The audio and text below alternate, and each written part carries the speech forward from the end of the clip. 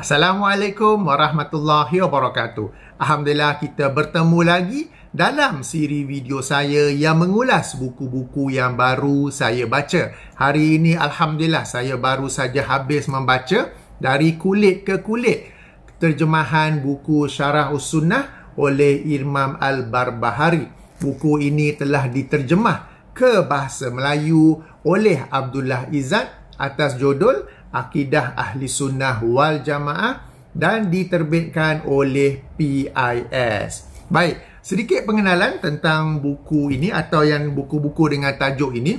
Para ulama terdahulu, mereka masyhur dengan beberapa karangan berjudul As-Sunnah. Kita mungkin menganggap ia adalah apa yang sunat hukumnya dalam fiqh Islam. Sebenarnya tidak. Apabila para ulama terdahulu menyusun kitab dengan judul As-Sunnah, yang mereka maksudkan ialah akidah, ibadah, hukum yang berdasarkan sunnah Rasulullah SAW, yang mana sebahagian umat Islam pada zaman itu telah memiliki keyakinan atau amalan yang berbeza lagi baharu. Ringkasnya, mereka telah berbuat bid'ah dalam akidah, ibadah dan hukum tersebut. Justru para ulama menyusun kitab khas bagi menerangkan apakah yang sunnah dalam perkara tersebut. Meskipun dikatakan ia melibatkan akidah, ibadah dan hukum, kebanyakan daripadanya melibatkan akidah. Antara kitab yang masyhur ialah kitab As-Sunnah dan Usul As-Sunnah oleh Imam Ahmad yang wafat tahun 214 Hijrah, Syarah As-Sunnah oleh Imam Al-Muzani yang wafat tahun 264 Hijrah, Kitab As-Sunnah oleh Imam Ibnu Abi Hashim yang wafat tahun 287 Hijrah, Kitab As-Sunnah oleh Imam Abdullah bin Ahmad bin Hanbal, anak kepada Imam Ahmad yang wafat tahun 290 Hijrah, Kitab As-Sunnah oleh Imam Abu Bakar Al-Khalal yang wafat tahun 311 Hijrah, Usul As-Sunnah oleh Imam Ibnu Abi Zamanin yang wafat tahun 399 Hijrah, Syarah As-Sunnah, Syarah Us-Sunnah oleh Imam Al-Baghawi yang wafat tahun 516 Hijrah. Yang terakhir ni, Syarah Us-Sunnah telah pun diterjemah ke bahasa Indonesia, terbitan Pustaka Azam ya.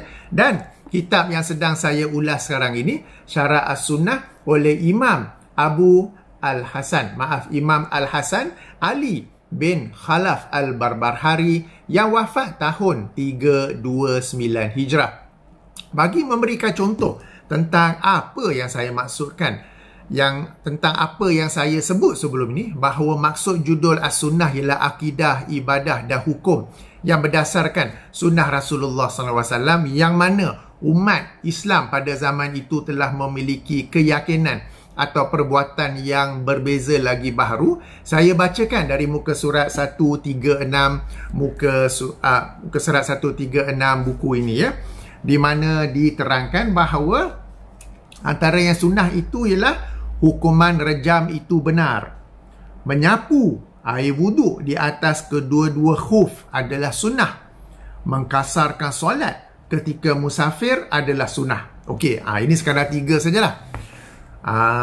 Okey, kenapa judul buku ialah Syarah As-Sunnah? Tetapi ditulis pula tentang hukum penzina yang sudah berkahwin, menyapu di atas khuf dan mengkasarkan solat. Ini kerana pada zaman itu sudah ada sekumpulan umat Islam atau pemerintah yang enggan menjatuhkan hukuman rejam ke atas penzina yang sudah berkahwin. Ada segelintir umat ataupun sekumpulan umat yang menolak kemudahan atau rukhsah menyapu di atas khuf apabila berwuduk dan menolak kemudahan mengqasar solat apabila musafir. Sebagai contoh, aliran yang menolak kemudahan menyapu di atas khuf apabila berwuduk ialah Syiah. Lebih lanjut tentang kemudahan menyapu di atas khuf apabila berwuduk dan mengqasar solat apabila musafir berdasarkan sunnah Rasulullah, bukan sunnah Malaysia. Sila rujuk video saya khusus dalam topik ini, link dalam kotak description. Ada beza ke antara sunnah Rasulullah dan sunnah Malaysia? Ya, ada. Contohnya, sunnah Malaysia, solat jamak dan kasar dijadikan satu package apabila saja musafir. Sementara sunnah Rasulullah SAW, solat jamak, solat kasar adalah dua rukhsah atau dua kemudahan yang berlainan. Ia bukanlah satu package. Okey, lebih lanjut sila rujuk video saya yang khusus dalam topik ini, link dalam kotak description. Okey, kembali kepada buku Syarahus Sunnah oleh Imam Al-Barbahari. Ia juga menunjukkan bagaimana seorang ulama Ahlus Sunnah wal Jamaah yang sebenar, di mana mereka bersikap tegas membasmi bid'ah dan menegakkan sunnah. Ia bukan seperti apa yang berlaku sekarang ini. Ustaz-ustaz azwaja yang mendakwa diri mereka lah ahli sunnah wal jamaah, namun mereka lah yang mencipta bid'ah, bersikap diam terhadap bid'ah yang sudah tersebar, malah berhujah membela sesuatu bid'ah yang dikritik. Sebab tu saya panggil mereka ni para pencinta bid'ah. Okey, dan ini bid'ah baik dalam perkara akidah maupun ibadah. Kemudian apabila ada orang yang mengajak agar kembali kepada sunnah yang sebenar dan tinggalkan bid'ah tersebut, orang itu pula yang mengajak itu pula yang dilabel sebagai Wahabi, pemecah belah umat dan terkeluar daripada ahli sunnah wal jamaah. Sudah terbalik ya. Pada zaman salafus soleh, pada zaman awal, para ulama mereka berusaha keras untuk membasmi bid'ah dan menegakkan sunnah. Itulah ulama ahli sunnah wal jamaah yang sebenar-benarnya. Sekarang ni yang kita ada apa yang disebut ringkasan aswaja. Mereka inilah yang mencipta-cipta bid'ah. Bahkan ada seorang tu kata apa? Membuat bid'ah hasanah adalah sunnah. Okey, mereka pula bersikap diam je. Kalau ada karut-marut, benda kurafat, benda tahayul, benda yang salah yang muncul di media sosial, mana semua mereka diam saja, kan? Dan kalau ada sesuatu amalan bid'ah yang kita kritik, mereka akan bersungguh-sungguh membelanya. Okey, dan mereka ini menggelar diri mereka itu sebagai ahli sunnah wal jamaah. Bicara tentang edisi terjemah ini, Syarah As-Sunnah ialah sebuah buku yang masyhur yang telah pun diterjemahkan sebelum ini ke bahasa Melayu, Indonesia dan Inggeris. Lalu, apa istimewanya edisi terjemahan PRS ni? Setelah membacanya dari kulit ke kulit, walaupun tebal, boleh saya katakan edisi ini memiliki beberapa kelebihan. Antaranya, Okey. Sebelum itu, video ini bukanlah ditaja oleh pihak penerbit. Saya membeli sendiri buku ini, pesan dari Shopee, dan saya yang suka untuk membuat ulasan tentangnya. Moga-moga dengan itu, saya dapat menumpang pahala semua pihak yang terbabit dalam penerbitan buku ini. Ini berdasarkan hadis Nabi SAW yang diriwayatkan oleh Imam Muslim dalam sahihnya, hadis nombor 3509. Jika penomboran lain hadis nombor 1893 yang bermaksud baginda bersabda, sesiapa yang menunjuk kepada kebaikan maka baginya pahala semisal orang yang melakukannya. Jadi apabila saya menunjuk pada buku ini, mengosyurkan buku ini, moga-moga saya mendapat menumpang sedikit pahala daripada usaha pihak yang menerbitkannya ya. Baik, kelebihan edisi terjemahan PIS ini adalah pertama, kualiti terjemahan yang bagus. Okey, bukan senang untuk menterjemah dari bahasa Arab ke bahasa Melayu. Sebahagian buku terjemahan yang saya baca, kualiti terjemahan kurang baik sehingga apabila bacanya kerap kali terhenti ataupun tersangkut-sangkut kerana penyampaian yang tidak lancar. Tidak bagi buku ini, alhamdulillah, kualiti terjemahan penyampaian adalah bagus sehingga lancar dan mudah untuk saya membacanya. Kedua, ia merupakan edisi dui bahasa. Kalau boleh nampak di sini, dui bahasa ya. Atau sekejap saya tunjuk di dalamnya. Okey. Boleh nampak? Ini teks Arab yang asal, okey, dan ini terjemahannya. Okey, bagi setiap muka surat ada teks Arab yang asal dan terjemahannya, okey. Okay, dalam sini teks Arab bahasa dikekalkan di muka surat sebelah, teks Arab yang telah siap dibariskan, bukan sekadar teks Arab saja yang telah siap dibariskan. Bagi para penonton, okay, keistimewaan ini, bagi para penonton yang sedang belajar bahasa Arab atau sudah belajar tapi ingin polish bahasa Arab anda, ini adalah satu rujukan yang sesuai. Caranya macam mana? Baca teks Arab, kemudian terjemah sendiri. Kemudian bandingkan dengan terjemahan di muka surat sebelah. Dengan cara ini kita dapat lihat penguasaan bahasa Arab kita nak menterjemahkan je, apakah kita cukup mahir ataupun tidak, ya. Jadi ayuh kita belajar membaca dan menterjemah teks Arab yang ditulis pada kurun ke-4 Hijrah. Ingat ya, sebab Imam Al-Barbahari wafat tahun 329 Hijrah. Jadi kurun ke-4 Hijrah. Tuan-tuan dan puan-puan, bagi yang belajar bahasa Arab, 2-3 bulan tu belajar yang asas cukup lah. Lepas tu minta ustaz yang mengajar bahasa Arab tu, jom kita masuk dalam kitab-kitab turas, kitab-kitab klasik. Cukup dah belajar yang basic tu. Sebab kita belajar bahasa Arab bukan nak tengok berita Al Jazeera, bukan nak baca surat khabar bahasa Arab ke apa ke. Kita nak baca kitab-kitab klasik, kita nak baca kitab-kitab turas. Okey, bila dah belajar yang basic dah tahu, ayuh beralih kepada kitab klasik dan belajar bersama dengan guru itu bagaimana membaca kitab klasik. Kalau dalam satu kelas tu, bagi setiap kelas 1 jam, dalam 1 jam tu baca 1 perenggan saja, cukup. Tak apa. At least kita dapat baca kitab klasik. Dan tujuan kita belajar bahasa Arab pun ialah untuk membaca kitab klasik. Jangan terkejut kalau anda jumpa ustaz yang mengajar bahasa Arab tak tahu baca kitab klasik. Okey, sebab berbeza antara bahasa Arab dengan baca kitab klasik. Okey, katakan tuan-tuan dan puan-puan bahasa Inggeris boleh kan? Tapi kalau baca buku-buku aviation tentang kapal terbang dalam bidang saya, faham ke tidak? Bahasa Inggeris boleh. Tapi kalau baca, faham ke tidak? Okey, katakan saya boleh bahasa Inggeris. Tapi kalau saya baca buku dalam bidang law, undang-undang katakan, atau dalam bidang perubatan, medical kan, medicine kan, banyak benda yang saya tak faham. Okay, jadi semata-mata seorang ustaz itu boleh ajar bahasa Arab, tak semestinya dia boleh baca kitab ini ke, kitab Fathul Bari ke, tafsir Ibnu Katsir ke, dan sebagainya, ya, tak semestinya. Okey, ini pengalaman saya sendiri dulu apabila belajar bahasa Arab. Saya minta pada ustaz tu, jom baca kitab klasik. Dia tak boleh baca sebenarnya. Dia tahu bahasa Arab tapi dia tak boleh baca. Okey, baik, sambung. Kelebihan ketiga, edisi yang diterjemah ini merupakan edisi yang ditahqiq dan diberi ulasan oleh, ada di sini, Syekh Abdul Rahman bin Ahmad Al-Jumaizi. Banyak manfaat tambahan yang diberikan oleh beliau seperti yang pertama yang penting, menjawab dakwaan bahawa kononnya kitab Syarah Sunnah ini tidak ditulis oleh Imam Al-Barbahari, sebaliknya oleh seseorang lain yang bernama Ghulam Khalil. Ini adalah satu dakwaan yang agak masyhur di mana mereka mendakwa kitab ini tidak ditulis oleh Imam Al-Barbahari tetapi oleh seseorang lain yang sezaman ketika itu ataupun sebelum sebenarnya yang bernama Ghulam Khalil. Jadi perkara ini telah pun dijawab dan dibantah oleh Syekh Abdul Rahman Al-Jumaizi. Kemudian ada memberi biografi Imam Al-Barbahari. Kemudian beliau juga menjelaskan keadaan manuskrip dan manuskrip yang dijadikan rujukan.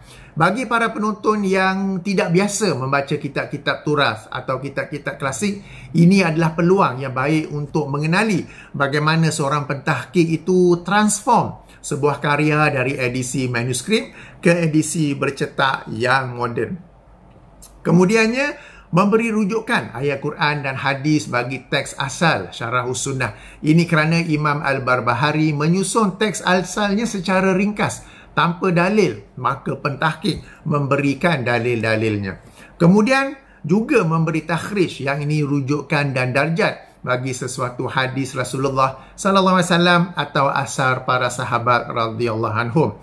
Beliau juga seterusnya memberi rujukan atau penjelasan lanjut bagi sesuatu kenyataan oleh Imam Al-Barbahari. Sebab itulah disebut sebagai tahqiq dan ulasan, ya, atau dalam bahasa Arabnya tahqiq wa ta'liq. Okey, bagi orang yang tidak kenal kitab-kitab Arab yang telah ditahqiq, mereka lazimnya mendakwa yang kita ni tak boleh baca sendiri-sendiri sebab nanti tak faham atau salah faham, lalu mereka kata mestilah berguru.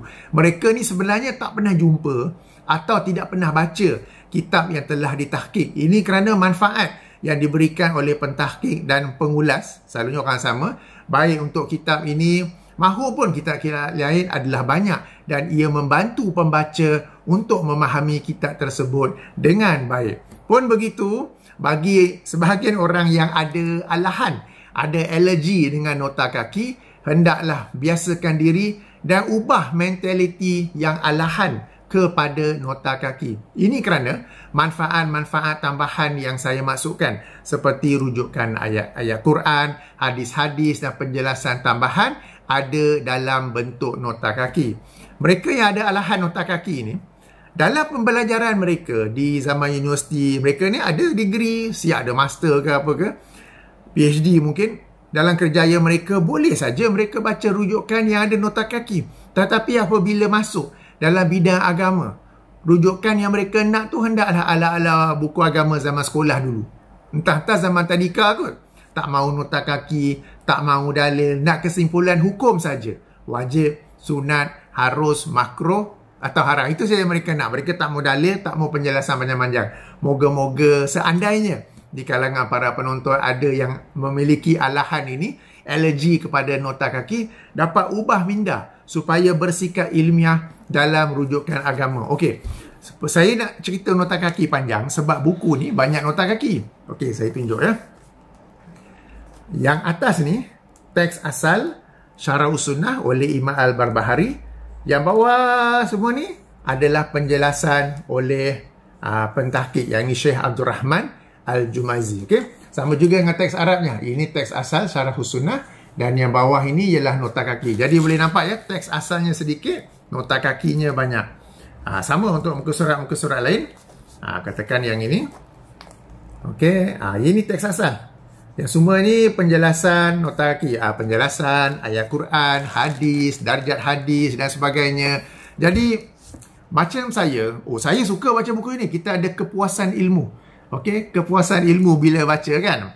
Tapi saya tahu setengah orang dia nampak nota kaki yang sikit-sikit je pun tak naklah buku macam ni. Nampak buku macam ni lagilah terus migraine ke apa kan. Migraine ke apa ke. Okey. Jadi biasakan membaca buku yang ada nota kaki. Okey. Seterusnya, selain penjelasan daripada Syekh Abdul Rahman bin Ahmad Al-Jumaizi, ada juga penjelasan tambahan oleh penterjemah dan juga penyunting. Mereka juga ada memberi penjelasan di mana perlu didahului. Di bahagian nota kaki juga dalam kurungan nota penterjemah atau dalam kurungan nota penyunting. Jadi semua ini menjadi sesuatu yang value added kepada buku ini.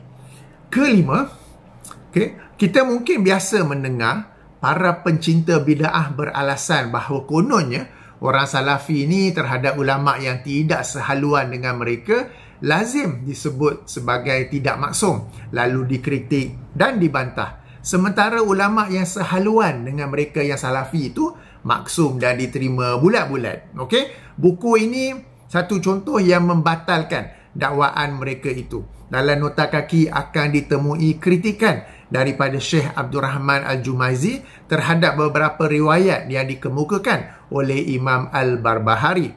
Bahkan ada sebuah hadis yang dikemukakan oleh Imam Al-Barbahari yang darjatnya adalah maudhu, yakni palsu.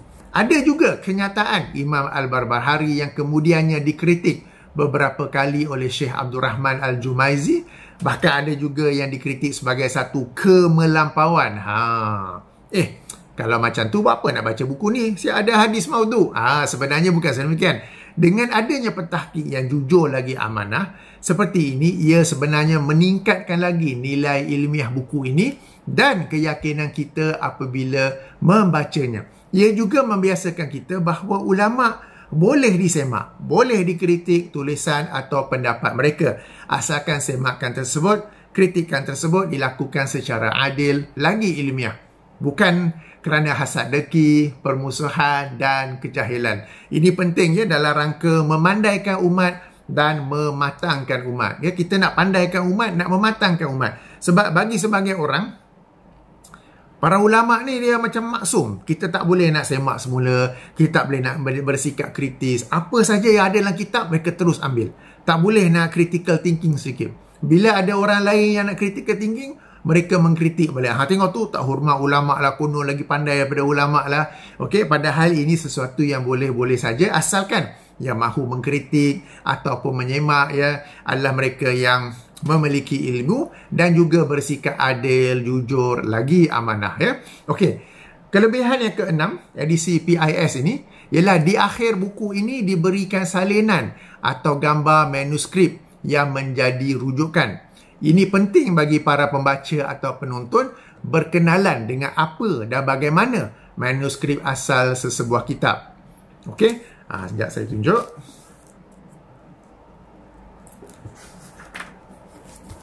Okey. Okey, ini pertama. Ini manuskrip asal. Okey, moga-moga kamera dapat fokus. Okey, jadi disertakan secara lengkap oleh penterjemah. Okey, dalam buku asal penterjemah kata hanya diberikan muka surat pertama dan kedua. Tetapi penterjemah yang ini Tuan Abdullah Izzat, beliau mengemukakan secara lengkap ya, secara lengkap. Ini dah tengok kan tadi manuskrip tu. Supaya kita dapat berkenalan macam mana manuskrip, macam mana ia dapat ditukar menjadi kitab yang cetakan moden ya, dan juga ia dapat jadikan hujah ke atas para pencinta bid'ah yang mendakwa kononnya kitab Al-Ibanah an Usul Ad-Diyanah oleh Imam Abu Hasan Al-Asy'ari telah diubah oleh tangan-tangan Wahabi. Maka dikatakan kepada mereka, bawalah edisi manuskrip yang asal, macam saya tunjuk tadi tu, bawa edisi manuskrip yang asal dan tunjukkan bukti dalam edisi yang bercetak zaman sekarang mana yang berlaku perubahan tersebut. Jangan main dakwa saja. Okey. Dan ketujuh, terakhir, kelebihan terakhir edisi PRS ini, selain itu kitab ini bagi saya ia dicetak dengan kemas, berkualiti. Kulitnya ada dua yang ini. Kemudian ia boleh dibuka. Okey, kepada macam ni. Okey. Okey. Kertas berwarna kuning. Yang highlight kuning tu saya baca. Bila saya baca, ada yang saya kuning, ada yang saya tulis, adalah benda tak puas hati kan, tapi rahsia lah tu. Okey. Jadi dengan cetakan yang kemas, dijilid dengan baik juga, dan kulit keras lah. Memang berbaloi bagi saya, baik kandungannya maupun cetakannya ya, dan ketebalannya ialah 442 muka surat. Harganya memang agak tinggi sebab RM69, tetapi ada banyak manfaat di dalamnya. Selain daripada cetakan yang berkualiti tinggi, ia memiliki banyak manfaat berbanding edisi terjemahan kitab Syarah Us-Sunnah yang lain-lain, baik yang sudah diterjemah dalam bahasa Melayu atau dalam bahasa Indonesia. Namun harga RM69 ni, cuba tuan-tuan dan puan-puan bandingkan dahulu antara seller yang berbeza di Shopee dan Lazada. Mungkin ada yang jual dengan promosi yang lebih baik ya.